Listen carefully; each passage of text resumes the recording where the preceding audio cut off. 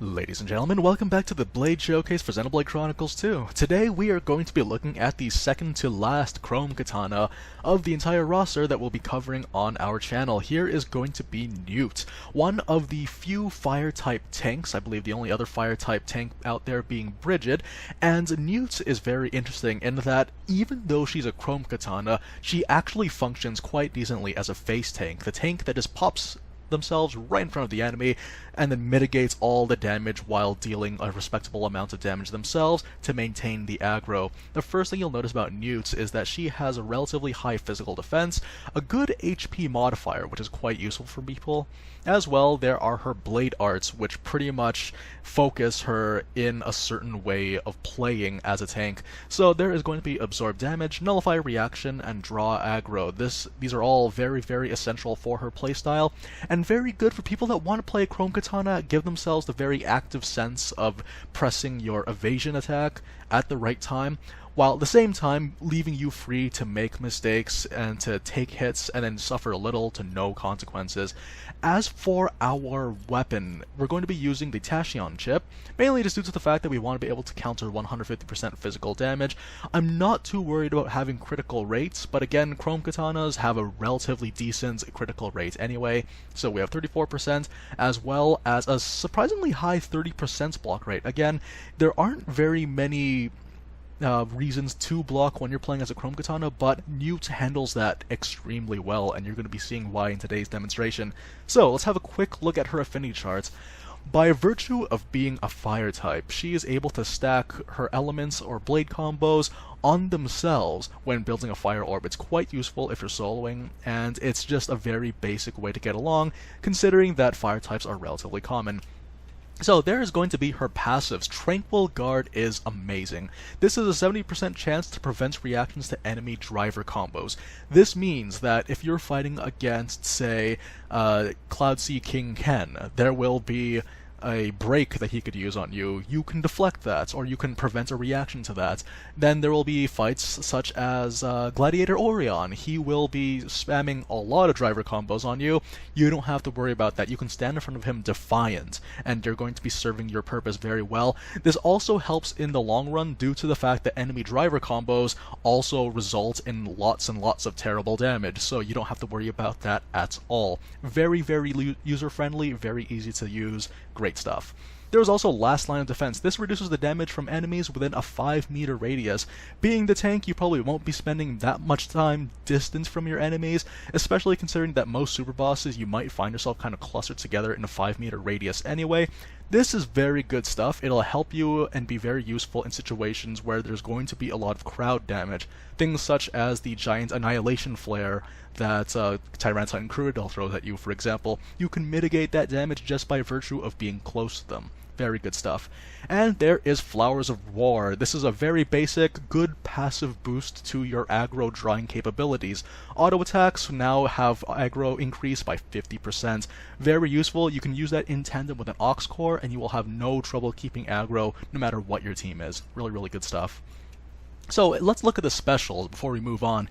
There's going to be Flaming Slash Wave, pretty useful. Again, emergency button if you find yourself needing to get the aggro quickly.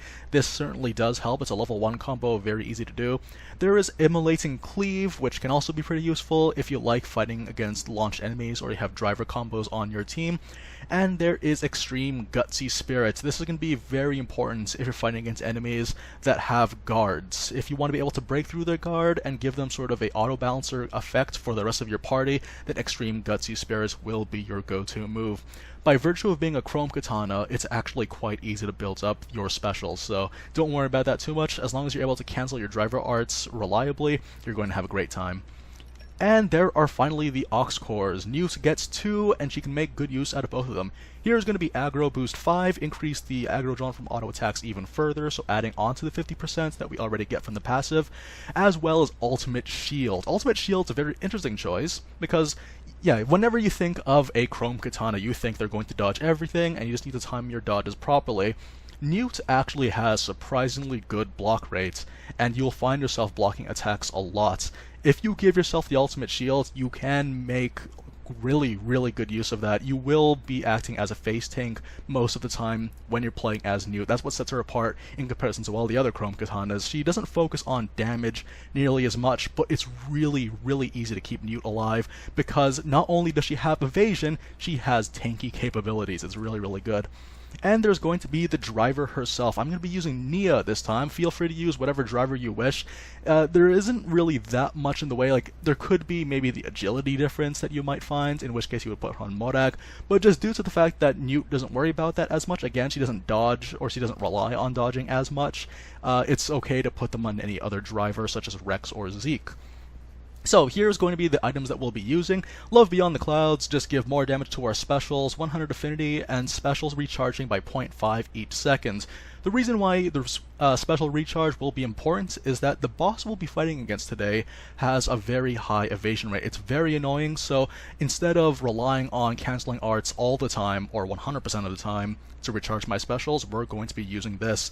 And there is Hardy Cordeth Puron. This is going to be 20% max HP to damage barrier, recharging arts by 0.3 each second, and an increase to physical damage. Newt enjoys physical damage reduction, and again, even though we're not relying too much about canceling arts, it's still nice just to have the bonus to keep things moving smoothly. And of course, we're going to look at the accessories. This is going to be the auto balancer.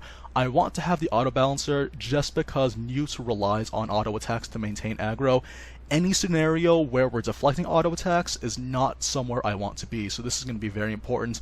If you find yourself in an encounter where you're not worrying about this as much, feel free to change this with a diamond or any other of the jewels that restore HP based on auto attack damage.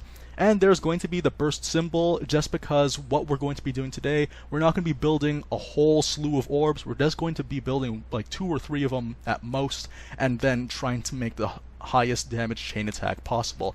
Really, really good stuff. So that's basically Newt, the tankiest out of all the Chrome Katanas. Very, very interesting, very user-friendly, and I will show you what she can do in the demonstration. Alrighty, so here we are at the demonstration. We're going to be fighting against Orion once more. For those of you guys that have seen my Poppy Cosmos Herald video, we were able to burst this down really, really easily just due to the fact that we have raw damage at our disposal. That's because out of all the super bosses, he actually has the lower HP stats. That being said though, he is considered one of the hardest, if not the hardest super boss, just due to the fact that he has a lot of crowd control, driver combos. Thankfully, we are playing as Newt, so we don't have to worry about that nearly as much, but this is the kind of fight where you don't want it to draw out for more than 5 minutes. It's a very deadly fight. So immediately, we're going to go straight into an ice orb. For this particular fight, because we don't want to draw it out for too long, I would recommend forming your party so that you can build 3 orbs as quickly as possible. 2 if you feel like you have very strong blades with like a S ranking, maybe like an S5 ranking might be useful. Also, by playing as a Chrome Katana, I recommend saving your evasion move for when he starts using the air slash. That is going to be the deadliest move, and it probably spells doom for most people. Okay, so we got lucky and got ourselves a topple. That's going to be very useful for us. And I think at this point, we're going to have to start... You know what, maybe I'll build a level 2 combo. So I'll let Rex just relax for a little bit, and I will do the level 2 combo myself. I don't want to use an air slash. Sorry, I don't want to use a evasion or scorpion tail, because I'm scared for the air slash. And here we go. So again, because we have the ultimate shields, we get ourselves a damage immunity. Ultimate shield you can get from the Mark 5 enemy, or sorry, not Mark 5, Mark 7 Auric, which is a level 117 super boss at the World Tree. He does drop that one, and it's quite useful for tanks overall. Particularly for shield hammers, but again, Newt makes really, really good use of that. Okay, so that's 2 orbs, and I think we're just going to go ahead and try to make ourselves a 3rd and final orb. We have a wind type on our team, but I do not want to move into that one just yet. We might have to, though. Okay, here we go. This is a bit of a clutch, and there we go. I was a little bit worried for that one, because once you stop using Newt in this fight, you're immediately in high danger. It's really, really scary. You'll notice that this fight, it was a little bit fast, but the reason why is because prior to this recording that you were watching right now, I actually got Hazy Moons off of the roof. It was a terrible experience, do not recommend. Okay, so this guy's going to be resistant to fire. That's okay. We're actually not going to be relying on Newt for too much damage, but I do want to make sure we can break at least one orb. So how about we get ourselves to Ursula? And then we have a Dahlia on our team. That's going to be pretty useful. I want to guarantee an orb break, because if we spend too much time in this fight, it's going to spell disaster. And there we go. Alright, and then for this next one, we're going to have actually Newt, just so you guys can see her for her own video. This is like it's like a Mortal Kombat stage that we're fighting in right now, isn't it? Okay, and let's go Ursula again. And we're not going to use Herald for the third phase, mainly just because I want to save like the big damage for last. So that's what we're going to be doing. That's quite a bit of damage from the Common Blade too. Alright, so Newt gets to go again. Again, not really relying on her too much for damage. Newt is really, really good for just ensuring that you can build those orbs, especially a fight that's as messed up and difficult as Orion. But that's kind of the thing, though, is that this is the kind of fight where you do not want to draw out for longer than 5 minutes, because, like, if you did reach the 5-minute mark, then that's when he's going to start spamming things like several hazy moons in rapid succession, like 5 hazy moons in a row, and there's no surviving that. No matter how good you are, no matter how powerful you are, you will not survive that. But Newt is one of the best options for this fight, just due to the fact that she is immune to break.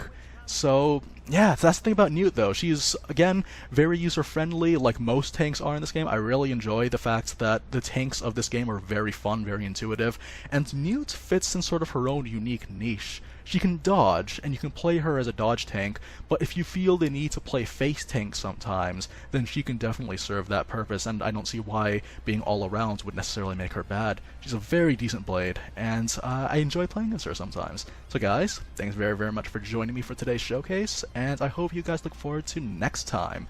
I'm really excited for this one. Take care, everyone. Okay, so there's more of that Tranquil Guard defending me from more break. That's going to be very important. I know that this fight might be a little bit fast, but that's kind of the nature of Gladiator Orion, though, is that if the fight goes on for too long, then we might be inviting ourselves to a bad time. Okay, there comes the Nuclear Blast. I couldn't build a Mega Explosion in time, so this is the part of the fight where we're probably just going to go ahead and burst them down straight away. For fights like this, it's really, really useful to have Newt, just due to the fact that, oh boy, here we go. Here's that damage. Terrified of this one. Oh, you're kidding me! Oh, no.